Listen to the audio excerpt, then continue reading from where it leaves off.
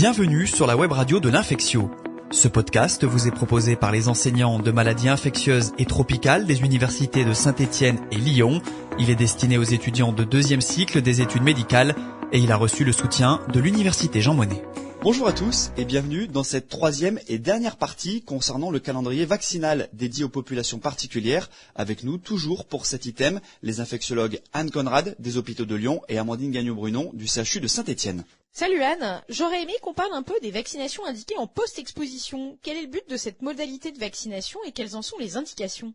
Donc la vaccination post-exposition, elle vise à induire une réponse immunitaire durant la période d'incubation, après l'exposition à un agent pathogène, pour idéalement éviter la survenue de la maladie, ou sinon au moins en atténuer son cours évolutif si toutefois elle venait à se déclarer.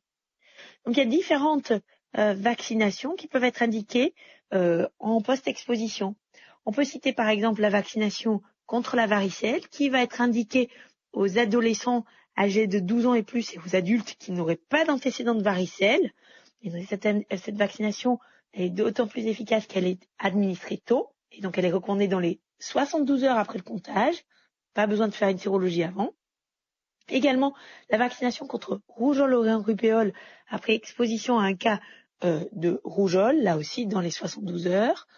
On peut citer également la vaccination contre l'hépatite B dès la naissance pour un nouveau-né de mère porteuse de l'antigène HBs ou à quel que soit l'âge dans un contexte d'accident d'exposition au sang ou sexuel.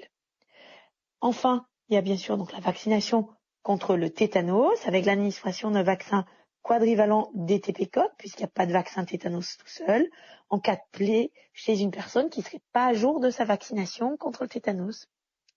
Citons enfin la vaccination contre la rage, éventuellement associée à une immunothérapie, donc l'administration d'anticorps antirabiques s'il n'y a pas d'antécédent de vaccination contre la rage.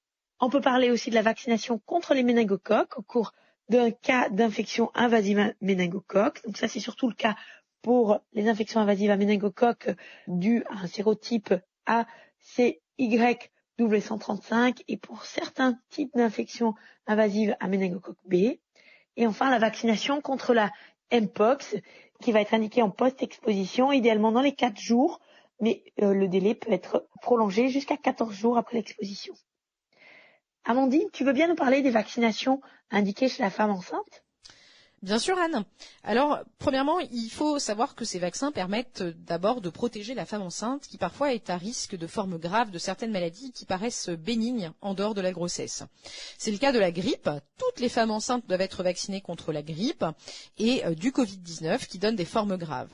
Alors pour la vaccination grippe et Covid-19, il faut savoir qu'elles ont aussi un bénéfice pour protéger le nourrisson puisqu'elles protègent aussi des complications obstétricales liées à ces pathologies et qu'on a montré aussi des anomalies notamment cardiaques chez les nouveau-nés qui ont été exposés au Covid au cours de la grossesse. Enfin, il y a des vaccins dont l'objectif est de protéger le nourrisson à naître, principalement. C'est le cas de la vaccination contre la coqueluche, qui désormais est recommandée entre 20 et 36 semaines d'aménorrhée à chaque grossesse.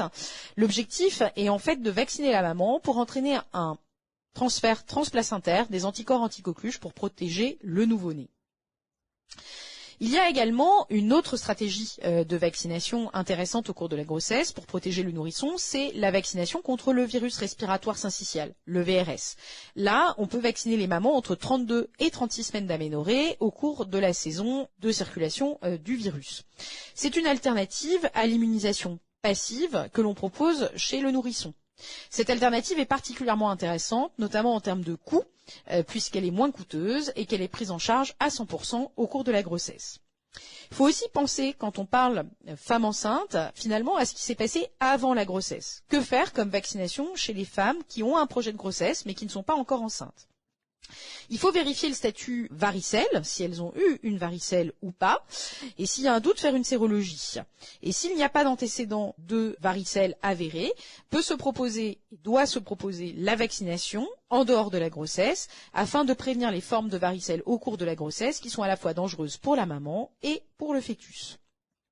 Il est également important de vérifier le statut de la vaccination contre la rougeole, oreillon, rubéole, et notamment s'assurer que les femmes ont bien reçu 2 doses si elles sont nées après 1980. Il n'est pas nécessaire de réaliser un test de grossesse avant vaccination, mais effectivement, les vaccins vivants sont contre-indiqués au cours de la grossesse. Si réalisé par inadvertance, il faut rassurer la maman parce que les effets secondaires sont quand même extrêmement limités et se référer aux données du CRAT. Anne, chez la personne ayant des comorbidités comme une pathologie respiratoire chronique, une insuffisance cardiaque, à quoi faut-il penser ? La chose la plus importante, c'est de penser à vacciner ces personnes. Les personnes ayant des comorbidités sont largement sous-vaccinées. Les couvertures vaccinales sont insuffisantes. Ces personnes relèvent de la vaccination contre la grippe et contre la Covid-19 à chaque automne, relèvent également de la vaccination contre le pneumocoque. Et là, il y a une nouveauté en 2024 avec une simplification du schéma vaccinal, une dose de vaccin pneumococcique conjugué à 20 valences, qui remplace le schéma qu'on a administré jusqu'à présent avec une dose de vaccin pneumococcique à 13 valences et une dose de vaccin pneumococcique non conjugué à 23 valences. Donc ça, vous oubliez, c'est une dose de vaccin conjugué à 20 valences. Et ça, finalement, c'est valable pour toutes les personnes souffrant de pathologies chroniques, pathologies respiratoires, cardiaques, mais également hépatiques, rénales, le diabète, etc. Et pour le sous-groupe de personnes souffrant de pathologies respiratoires ou cardiaques chroniques, il y a depuis 2024 une recommandation de vaccination contre le virus respiratoire syncytial à partir de 65 ans. Amandine, tu veux bien nous parler de la vaccination des personnes qui ont un déficit immunitaire ? Eh oui. Alors, il y a un premier principe. Chaque fois que possible, il faut vacciner tôt, notamment avant la mise sous immunosuppresseur, si celle-ci peut être anticipée. Je pense dans les pathologies auto-inflammatoires, en général, on prévoit la mise en place et donc il faudrait réaliser la vaccination avant. En tout cas, de façon générale, cette population doit être vaccinée contre la grippe chaque année et contre le Covid-19 avec 2 doses par an, une dose au printemps et une dose à l'automne. Bien entendu, il est aussi important de vacciner contre le pneumocoque avec le vaccin conjugué à 20 valences, vacciner contre le zona avec le vaccin protéique dont nous parlions tout à l'heure chez le sujet âgé, et bien entendu de s'assurer que les patients aient bien des rappels réguliers de diphtérie, tétanos, polio, coqueluche, et notamment tous les 10 ans, alors que finalement, avant 65 ans, en population générale, ces rappels se font uniquement tous les 20 ans. Il faut aussi, un point important, quand on a une personne immunodéprimée, un patient immunodéprimé, c'est de penser à la vaccination de l'entourage, qui en général pourra être encore plus efficace, puisqu'elle va entraîner cette immunité de groupe et protéger ce patient dont la réponse à la vaccination va être moins bonne. C'est le cas pour la grippe, le Covid-19, mais c'est également le cas pour la varicelle, si les sujets sont séronégatifs, et je pense notamment aux parents immunodéprimés d'enfants en bas âge qui vont probablement rencontrer la varicelle. Chez les patients vivant avec le VIH, il est important de retenir qu'en dehors des vaccinations saisonnières, il faut privilégier la vaccination quand la charge virale est indétectable et le taux de CD4 supérieur à 200 par microlitre afin d'améliorer la réponse immunitaire. Dis-moi Anne, quelles sont les particularités de la vaccination chez la personne asplénique ? La personne qui n'a plus de rate ou qui a une asplénie fonctionnelle, elle va avoir un déficit de l'immunité humorale qui va l'exposer à un risque plus important d'infection à bactéries encapsulées, par exemple pneumocoque, méningocoque, hémophilus influenzae type B. Donc les personnes aspléniques vont avoir des indications vaccinales particulières, mais ce qu'il faut retenir, c'est qu'il n'y a aucune contre-indication vaccinale. Les indications vaccinales particulières, c'est la vaccination contre le pneumocoque par une dose de vaccin pneumococcique conjugué à 20 valences, la vaccination contre l'hémophilus influenzae de type B, la vaccination contre le méningocoque B et contre les méningocoques A, C, Y, W135. Et pour ce dernier vaccin, il est indiqué d'administrer 2 doses à 6 mois d'intervalle. Pour les vaccins contre les méningocoques, il est également recommandé de faire un rappel tous les 5 ans. N'oubliez pas non plus de vacciner ces patients contre la grippe et contre la Covid-19 chaque automne. Et en termes de timing, la vaccination chez la personne qui doit subir une splénectomie, elle se fait idéalement minimum 2 semaines avant la splénectomie. Et si on pense à un patient qui aurait subi une splénectomie en urgence, à visée d'hémostase par exemple, la vaccination idéalement se fait 2 semaines après la splénectomie, mais à ce moment-là, il y a un risque de perte de vue le patient. Donc, on peut aussi la faire dès la splénectomie avant la sortie d'hospitalisation. Amandine, tu veux bien nous parler encore un petit peu de la vaccination chez les professionnels ? Bien sûr. Alors les professionnels de santé, la vaccination contre l'hépatite B est obligatoire. Par contre, chez les sujets non répondeurs, il ne s'agit pas d'une contre-indication à l'emploi, cela va juste nécessiter une surveillance particulière.